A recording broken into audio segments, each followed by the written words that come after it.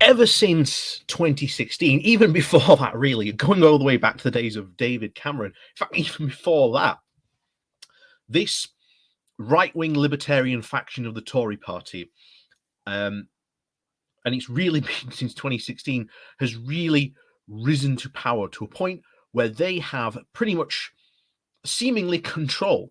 Remember, this faction currently consists very much of about 64 very hardcore right-wing libertarian Tory MPs. That's not all the Tory uh, Conservative Parliamentary Party, by the way. That is a very small faction, but they are incredibly powerful.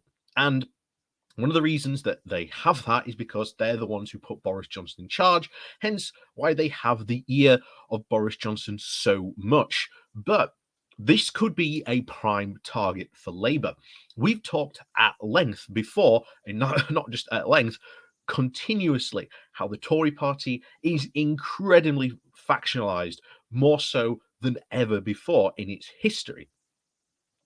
And we've got the new faction of the Northern Research Group, who are constantly worried, even going, 2 years into Boris Johnson's premiership, still worried they are going to not retain their seats.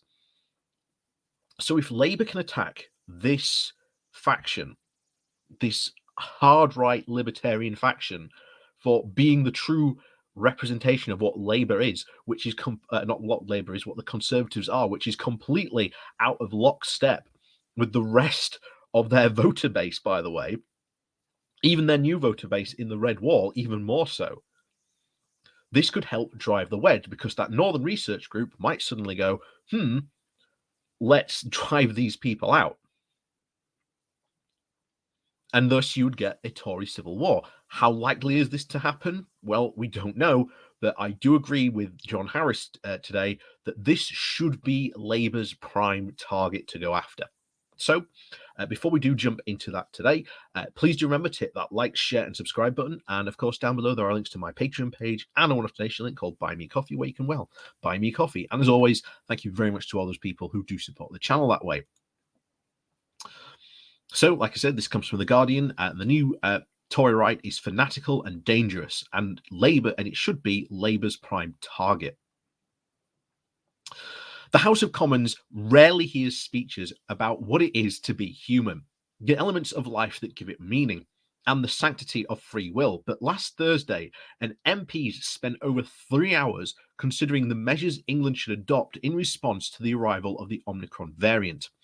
The Conservative MP Steve Barker gave a very brief oration that dealt with these things and more.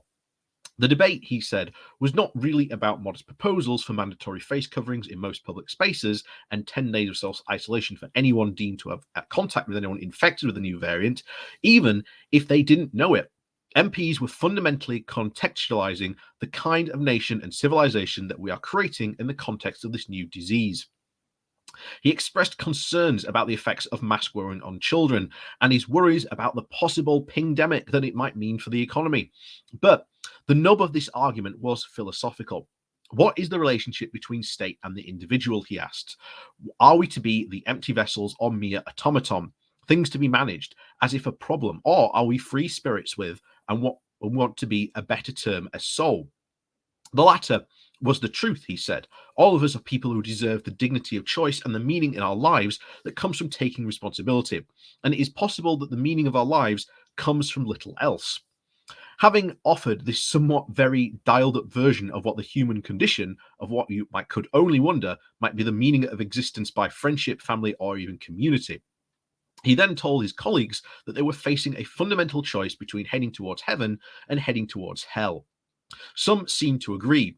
32 Tories opposed the self-isolation rules and 20 voted against the new mask mandate.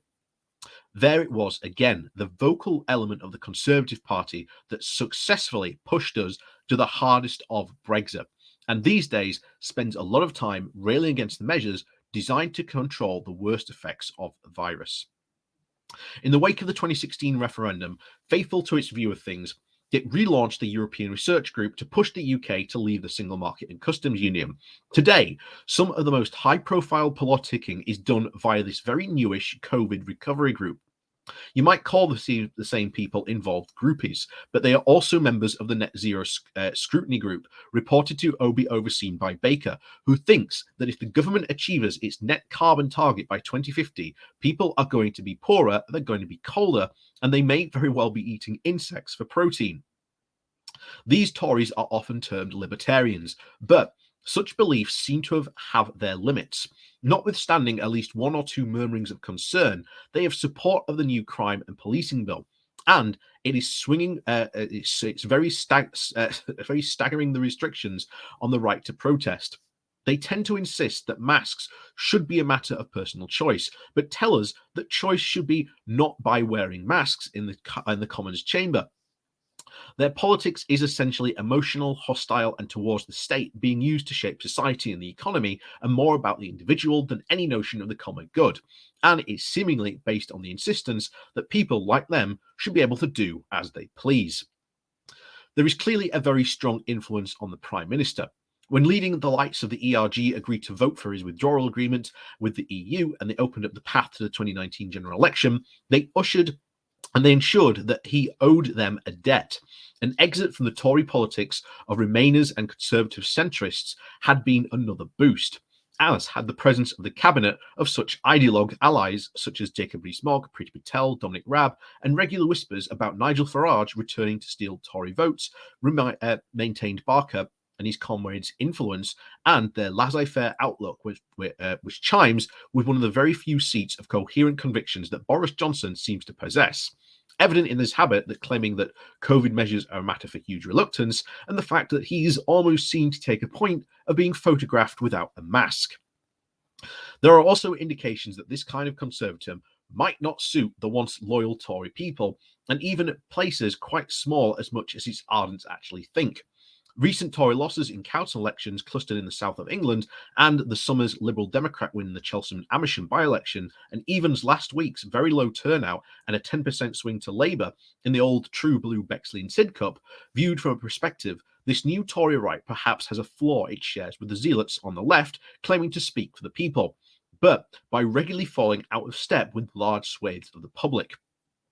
There are, of course, the Brexity me first stands of the public opinion that do seem to fit with this view of things.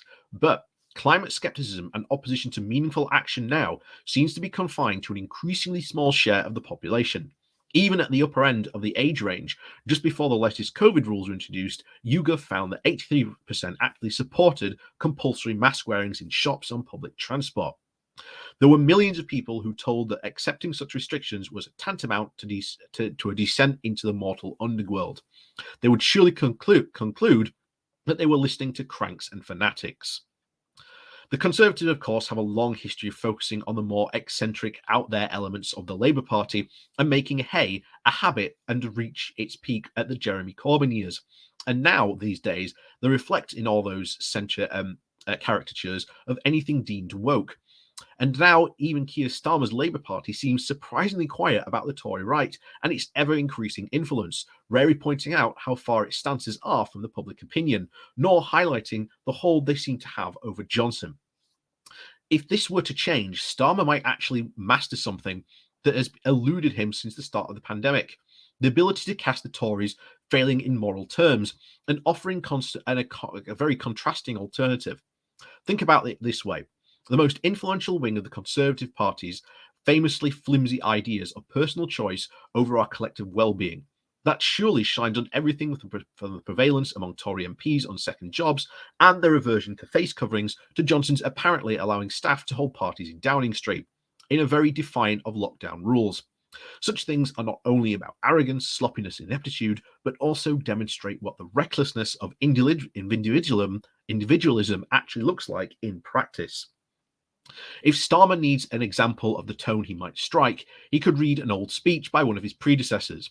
Socialism, said the Labour politician, was about a moral purpose to life, a set of values, a belief in society, in cooperation, in achieving together what we cannot achieve alone. He wanted, he said, a country where your child in distress is my child, your parent ill and in pain is my parent, your friend unemployed and helpless is also my friend, your neighbor is my neighbor. We are not simply people set in isolationism from each other. He insisted, but members of the same family, community, and same human race. We share these were values. Moreover, they were shared by the vast majority of the British people. There should be no nervousness among the Labour front bench about the rhetoric like that. Tony Blair himself said those words. And when he and his party were less than 2 years away from finally sending the Conservative Party into the wilderness. So, as you can see, there might be, and we always say that, some hope, of course, for the future. Of course, we'll have to see how all this plays out. But the more this right wing of the party of the Tory party starts to play out, the better this will be for Labour, because they can start to attack it. As we have seen the Conservative Party go after the extreme left and characterise paint the whole Conservative Party again, much to their electoral advantage during elections and by-elections to their advantage, we can now start to do the same to them. Because here's the thing, most of their claims about the Labour Party weren't true. And we saw that. But these people have been making open speeches about what they want to do, just as you saw in that beginning of that article. These will be incredibly damaging to the Tories going forward. And the more we start to highlight these individuals and what they're saying, the more people will start to realize just how out of their minds the Tory party has really become. So, as always, thank you very much for watching. Please do remember to hit that like, share, and subscribe button. And of course, down below, there are links to my Patreon page and a one-off link called Buy Me Coffee, where you can, buy me coffee. And as always, thank you very much for watching, and we'll see you all next time.